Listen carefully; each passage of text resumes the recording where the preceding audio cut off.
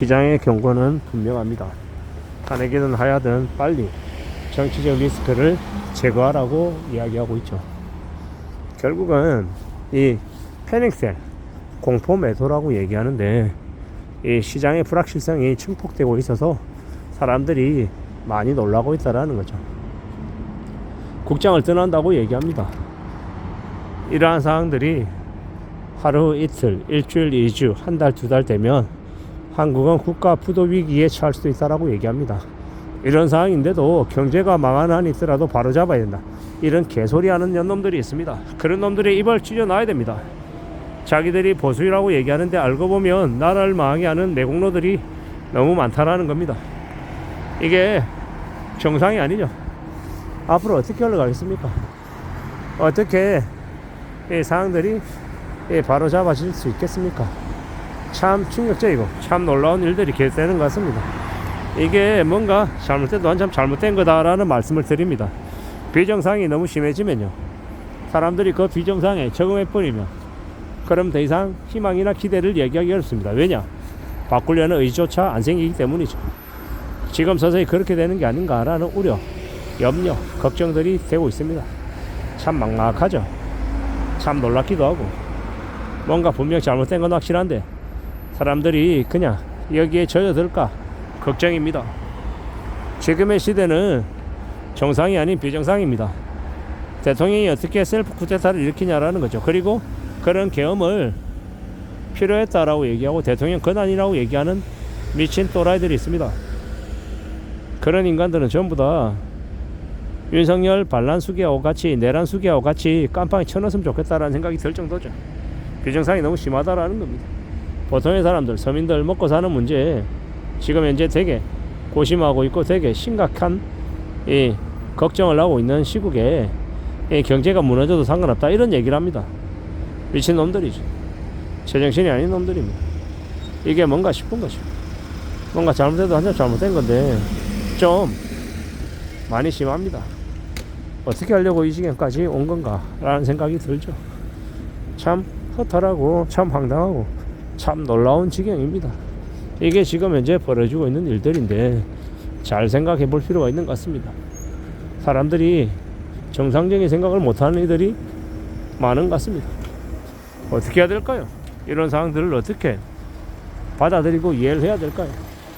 결국 앞으로 우리가 살아가는 이 세상에 또라이들이 점점 늘어나고 극단적인 생각을 하는 이들이 많아진다라는 거. 그들이 우리 사회에 매우 우려스러운 암적인 존재들이 될 거다라는 거. 언제 어느 때 쪼크처럼 변신해서 불 지르고 사람들 공격하고 막장이 살지 모른다라는 거죠. 그런 이야기들을 많이 하면 할수록 우리는 뭘 해야 되겠습니까? 조심해야겠다.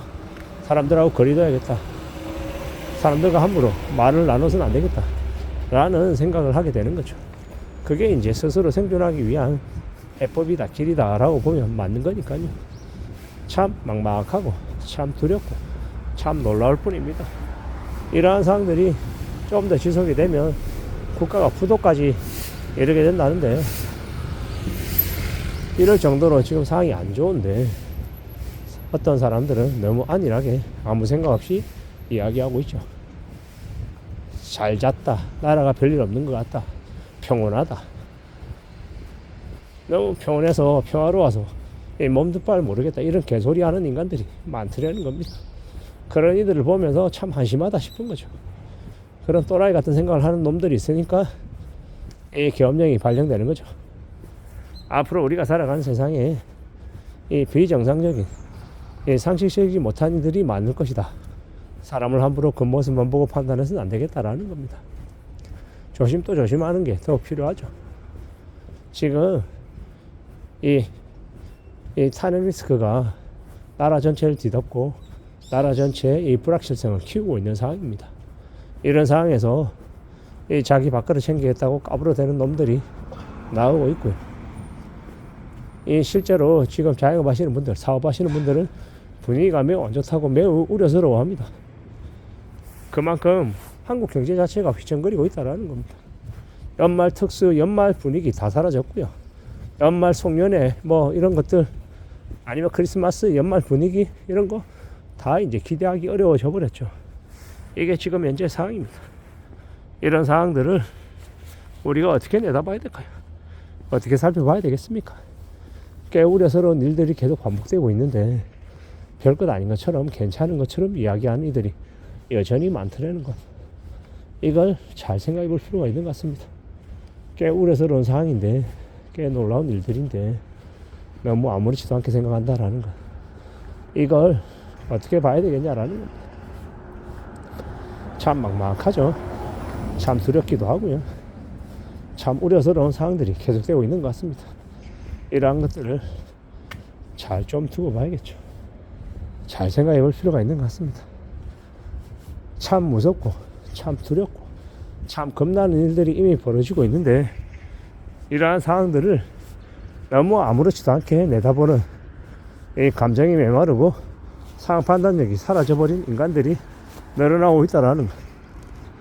그래서 더욱 이놈의 나라가 더 절망을 향해 달려가고 있는 것 같습니다. 더 조심하고 더 대비하고 더 우려할 필요가 있는 것 같다라는 겁니다. 잘 좀 생각해 볼 필요가 있죠. 좀 더 심사숙고하고 좀 더 두고 봐야 될 것 같습니다. 언제쯤이면 나아질까 이런 생각도 하면 안 되는 것 같습니다. 확실한 건 지금 현재 상황이 매우 안 좋다라는 것. 그래서 개개인들이 어떤 행동과 어떤 판단을 해야 될지 잘 좀 심사숙고해야 될 것 같습니다. 상황은 절대 좀 좋지 않다라는 것, 부정적이다라는 걸 잊지 말아야 되겠습니다. 이런 시국에 희망을 얘기하고 긍정적인 얘기가 필요하다라고 개소리한 놈들은 다 앞으로의 이 충격에 같이 쓰나미처럼 같이 쓸려 나갈 거다라고 보면 맞습니다. 무서운 일들이 계속 벌어지고 있는데 그러한 것들을 아무렇지도 않게 생각하는 이들, 그들이 아마 앞으로의 삶을 되게 힘겹게 사는 주역들이 되겠죠. 우리는 더 조심하고 더 염려하고 더 대비하고 더 두려워하는 게 맞다라는 겁니다. 그런 상황들을 좀 우려의 목소리로, 우려의 시각으로 바라보는 게 맞겠다라는 것.